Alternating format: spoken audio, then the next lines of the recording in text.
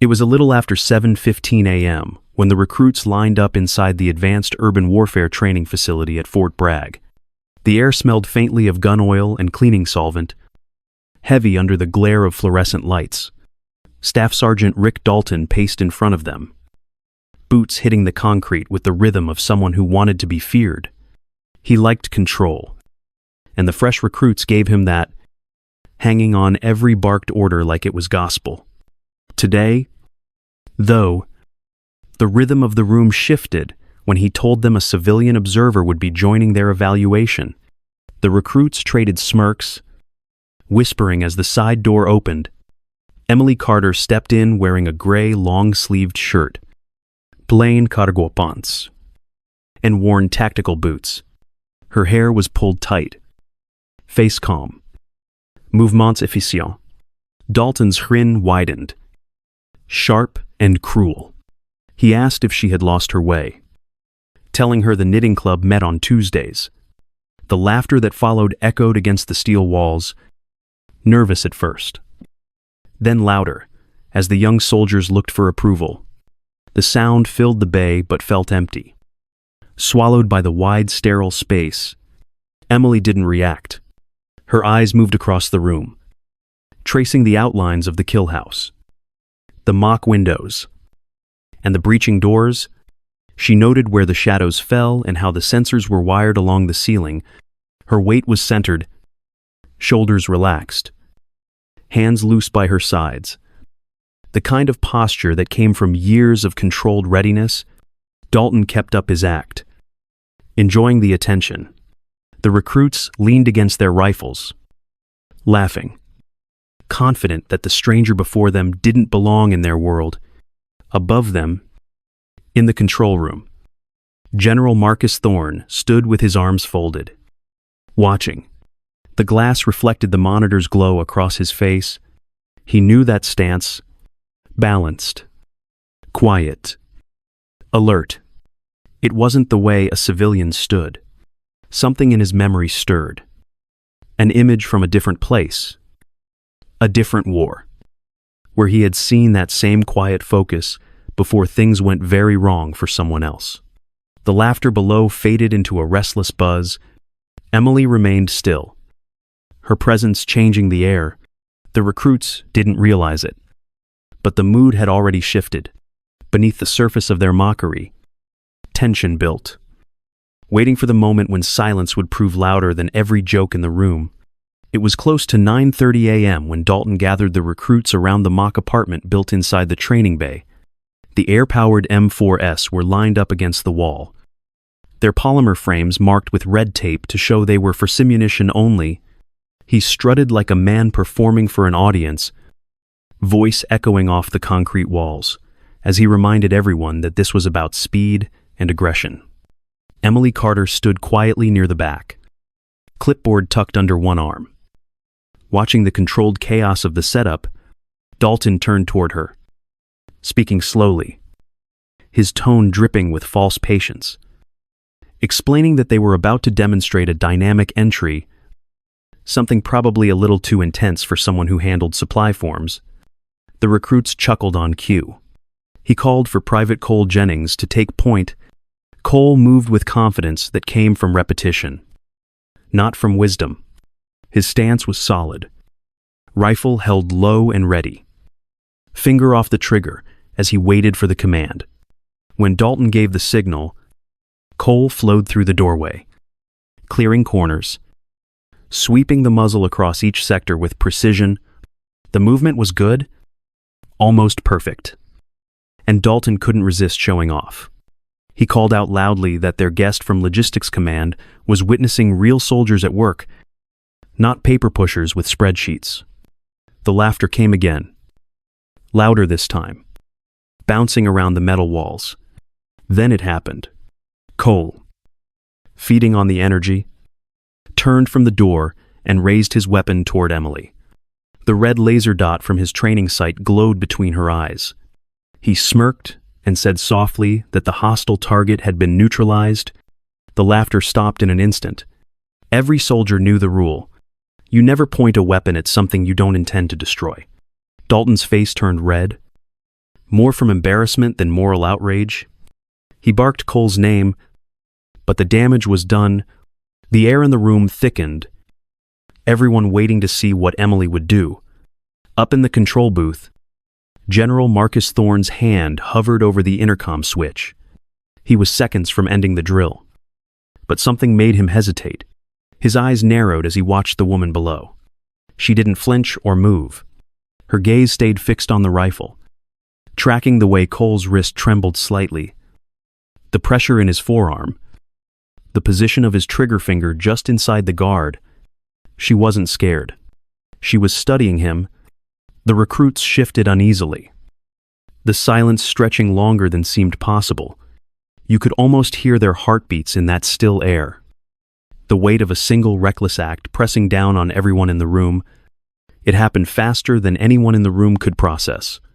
One moment, Cole was standing with his rifle raised, the red dot fixed on Emily's forehead. The next, she moved. Her left hand shot up, redirecting the barrel toward the ceiling, while her right hand struck a precise point inside his wrist. The contact was light but exact, hitting the median nerve that ran just beneath the skin. The rifle fell before he even realized he had dropped it. Emily caught it mid-fall, her movements smooth and efficient, shifting her stance as if her body already knew what came next. Her feet spread slightly apart, knees flexed, elbows tucked, weapon at low ready. The soft metallic click of the safety disengaging cut through the silence like a pin drop. Cole stumbled backward, clutching his wrist, gasping as pain shot up his arm. Emily didn't look at him. Her attention shifted to the training bay's simulated room. The first pop-up target appeared near the doorway, a gray silhouette outlined in red. Two quick bursts of compressed air cracked through the stillness. The first round hit center mass. The second landed an inch away. The rifle barely moved in her hands. She pivoted at the waist toward the next target in the window frame and fired 2 more rounds. Both hit inside the head zone. A perfect grouping, no wider than a coin. The recruits froze where they stood, unable to look away. A third target appeared from the far left corner, followed instantly by another from the right. It was a trap built to split focus. Emily didn't hesitate. She shifted to a kneeling position, dropping her vertical profile to control her line of sight. One controlled pair on the left target, then another on the right. Each hit landed in the chest zone, clean and precise. The air from the simunition rounds hissed faintly in the space between the shots. Her breathing stayed steady, calm, every movement efficient. She was no longer reacting. She was executing a plan that existed only in her muscle memory. The fifth and final target rose from behind a mannequin marked as a hostage. Only a small sliver of the hostile's head was visible. Emily exhaled halfway, letting her pulse steady. The red dot from the rifle's optic hovered, then settled. One last muted burst. The target snapped backward as the compressed air round struck dead center. The entire sequence, from disarm to final shot, had taken 31 seconds. For a long moment, no one moved. The room was filled with the low hum of the ventilation system and the faint hiss of the targets retracting. The recruits stood rigid, rifle lowered. Fatsaspale. Cole was still on the floor, holding his arm, his expression a mix of shock and disbelief. Dalton's mouth hung open, words failing him. Even in the control booth above, General Marcus Thorne didn't speak. His eyes were locked on the woman below. The way her stance relaxed without losing precision, the way she handled the rifle like it was part of her. He had seen that before, years ago. In grainy black and white drone footage from a mission no one talked about, he remembered the same efficiency, the same control, the same silence after the violence stopped. Emily lowered the weapon, thumbed the safety back on, and stood in place. The recruits still hadn't moved. The air felt charged, as if the entire room had witnessed something beyond training, something closer to revelation. She didn't smile or explain herself. She simply waited, her breathing slow and even, surrounded by the stunned silence she had created. In that moment, she wasn't the outsider anymore. She was the calm at the center of the storm. And every soldier there knew it.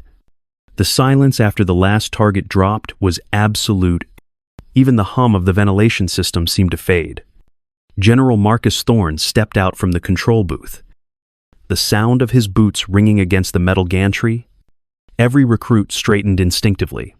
Dalton snapped to attention, his face pale, his arrogance gone. Thorne descended the stairs with measured precision, his eyes never leaving Emily Carter. She stood in the middle of the training bay, the rifle held safely at low ready, her breathing steady. The faint scent of gun oil hung in the air as he approached her. He stopped a few feet away, his expression unreadable. The recruits held their breath. The only movement was the slow rise and fall of Emily's shoulders. For a long moment, no one spoke. When Thorne finally broke the silence, his voice was calm, low, and sure. He said he had seen movement like that once before. During a classified operation in the Zagros Mountains, back in 2009, the room seemed to shrink. Emily's eyes met his, and she gave a faint nod. That single motion was all the confirmation he needed. Thorne turned toward the control console, his voice carrying authority without volume. The large screen on the far wall flickered to life. Lines of text appeared, glowing against the dull background. At the top, the name read Carter, Emily J. Below it, the information unfolded like a slow wave. Master Sergeant, retired, United States Army Special Operations Command, 1st Special Forces Operational Detachment Delta. The recruits stood frozen as the words sank in. Dalton's jaw tightened, his earlier confidence dissolving into disbelief. Cole Jennings lowered his head, shame burning across his face. Thorne began to read aloud, his tone formal, almost ceremonial. Primary, MOS 18Z. Special Forces Senior Sergeant. Qualifications, Halo and Hey-Ho Jumpmaster. Advanced Urban Combat Instructor. Master Breacher. High Threat Environment Security Specialist. Combat Deployments, Afghanistan, Iraq, and multiple classified theaters. Awards and decorations, Silver Star, Bronze Star with Valor, Purple Heart with 2 oak leaf clusters. Each line landed heavy, filling the space with a gravity no one could ignore.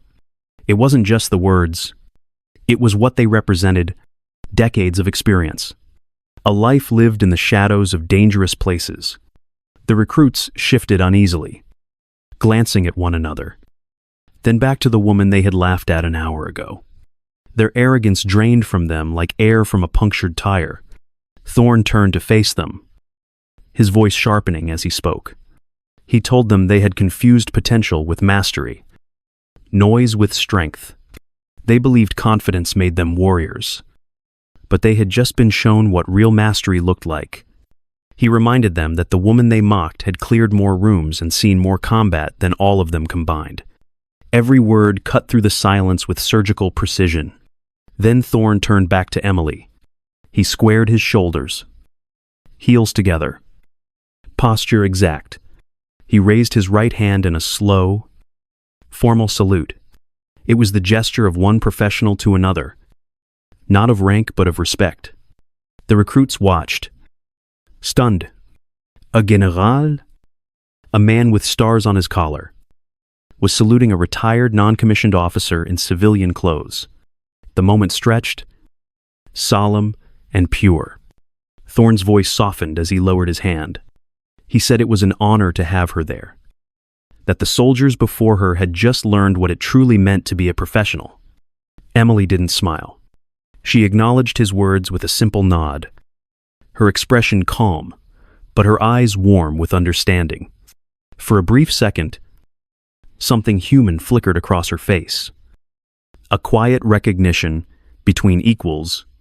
No one in that room would forget what they saw. It wasn't just skill that silenced them. It was the realization that greatness doesn't shout. It moves quietly, with discipline and purpose, earning respect through action, not words. The recruits stood frozen, their minds trying to absorb what they had witnessed.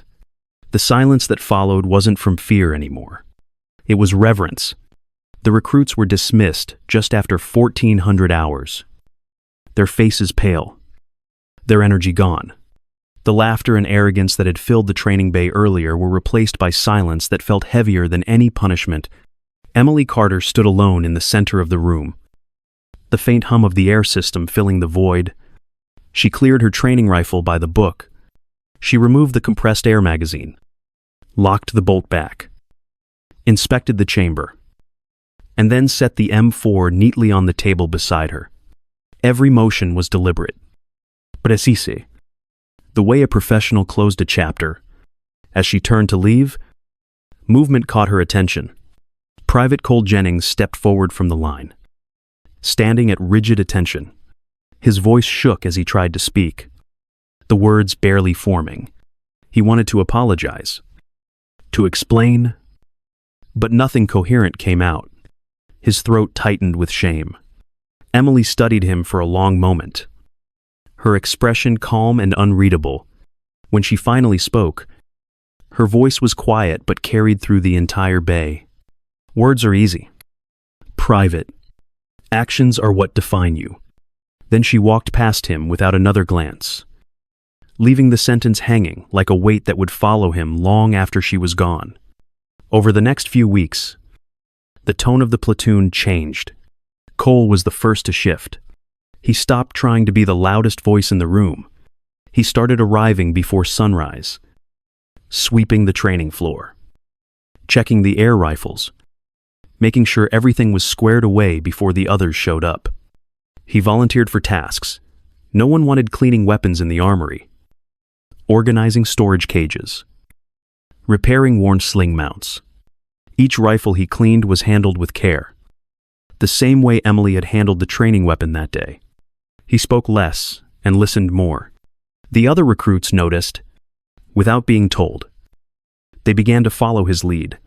His transformation was quiet. No speeches, no grand apologies. Just consistent, disciplined work. The arrogance that once defined him was replaced by a calm steadiness. He carried himself differently. His stance was more grounded, his focus sharper. The instructor saw it too. When others struggled with drills, Cole was the first to help, explaining calmly, never raising his voice. Respect began to follow him naturally, not because he demanded it, but because he had earned it. Weeks later, Emily returned to finalize her evaluation report. It was early, around 7:30 a.m., and the base was still coming alive. As she passed the open door of the armory, she stopped. Inside, Cole was alone, cleaning an M4, A1. The scent of CLP oil heavy in the air. The light from the overhead fixture caught the faint smudges on his fatigues. When he noticed her, he immediately set the rifle aside and came to attention. He didn't speak. He didn't need to. Emily studied him for a moment. His posture was perfect, but it wasn't stiff. There was calm in his eyes, humility in the way he stood. She gave him a single, slow nod. It wasn't forgiveness exactly, but it was something deeper acknowledgement. Cole held her gaze, then returned the nod with quiet understanding. That moment didn't need words. It was the answer to the lesson she had given him weeks before. When Emily walked out of the armory, the echo of her boots faded into the morning air. Cole looked down at the rifle on the table and picked up the cleaning cloth again. His movements were steady, patient, precise, the same way hers had been.